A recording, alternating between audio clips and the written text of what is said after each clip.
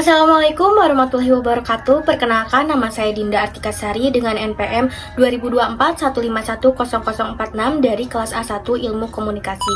Di sini saya ingin menyampaikan informasi dan juga berbagi opini kepada Anda semua mengenai tagar yang sedang ramai dibicarakan, hangat dan juga banyak sekali dilontarkan di sosial media, yaitu kabur aja dulu. Kira-kira ada apa sih di balik kabur aja dulu? Yuk kita bahas. Indonesia merupakan negara yang ada di Asia Tenggara dan memiliki populasi jiwa sangat tinggi. Pada tahun 2023, menurut data, terdapat 281,2 juta jiwa yang tinggal di Indonesia. Nah, banyaknya populasi di Indonesia ini membuat masyarakat itu bersaing ketat antara pendidikan dan juga pekerjaan. Selain kita bersaing dengan orang-orang yang sangat banyak, yang sampai jutaan itu, kita juga bersaing dengan teknologi yang saat ini semakin canggih dan banyak sekali lapangan pekerjaan itu yang digantikan oleh teknologi. Sebagai contohnya, kalau misalkan dulu itu tuh ada penjaga tol ya, nih kayak gini gambarnya. Tapi saat ini sayangnya penjaga tol ini sudah mulai tidak ada dan digantikan dengan sistem teknologi. Kita cukup tap kartunya aja, lalu kita bisa masuk. Jadi kan salah satu lapangan pekerjaan sudah hilang dan masih banyak lagi lapangan pekerjaan yang memang digantikan oleh teknologi terbaru. Nah, sehingga anak-anak generasi muda ini bingung arahnya akan dibawa kemana. Lapangan pekerjaan yang semakin sempit dan sulitnya ekonomi untuk kehidupan sehari-hari ini membuat hashtag ini ramai dilontarkan di sosial media. Lapangan pekerjaan yang minim dan naiknya angka kebutuhan makan, pendidikan anak, dan juga angka kebutuhan lainnya itu membuat masyarakat Indonesia yang sumber daya manusianya itu masih terbilang rendah, bukannya memilih untuk mencari lapangan pekerjaan sampingan yang bisa dikerjakan, tetapi memilih jalan instan dan cepat, yaitu pinjaman online dan juga judi. Sehingga banyak masyarakat Indonesia yang memang terjerat terhadap pinjol dan juga judol gitu.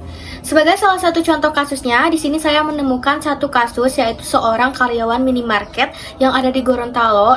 Sayang sekali beliau mengakhiri hidupnya dikarenakan memang terjerat pinjaman online. Jadi kronologinya saya ceritakan sedikit. Beliau ini ingin meminjam pinjaman online, tapi pihak pinjaman online-nya ini menyuruh beliau itu untuk transfer terlebih dahulu supaya dananya ini cair.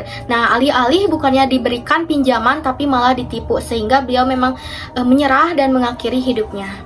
Pemerintah yang memang seharusnya berperan aktif untuk membantu dan memberikan solusi, sayangnya malah korupsi, sehingga banyak sekali kasus korupsi yang saat ini dilakukan yang membuat perekonomian Indonesia ini semakin berantakan. Salah satu contoh kasusnya ada kasus korupsi Pertamina, kasus korupsi dana KIPKA yang harusnya pelajar ini dapatkan tapi malah dikorupsi, dan masih banyak kasus-kasus korupsi lainnya. Teman-teman bisa cek di sosial media. Apakah masyarakat Indonesia yang melontarkan tagar kabur aja dulu di saat Indonesia sedang berantakan antara hukum, ekonomi, dan juga politiknya merupakan warga negara yang tidak nasionalisme? Yuk kita beropini.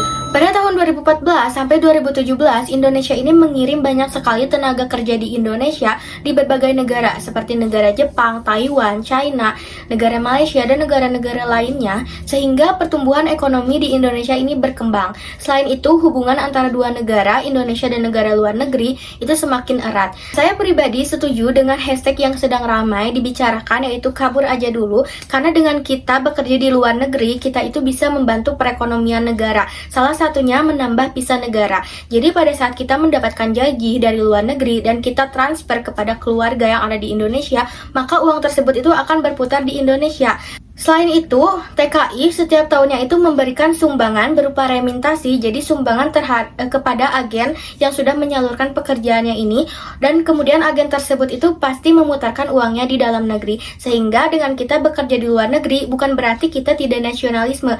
Jadi kesimpulannya, sumber daya alam di Indonesia ini sangat melimpah, mulai dari sektor pertanian, perkebunan, kelautan, pariwisata, pertambangan, dan lain-lainnya itu ada di Indonesia. Tapi sayangnya sumber daya manusia di Indonesia ini belum mumpuni untuk mengelola itu semua.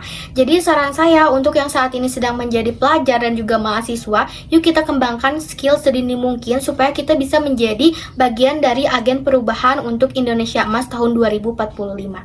Terima kasih.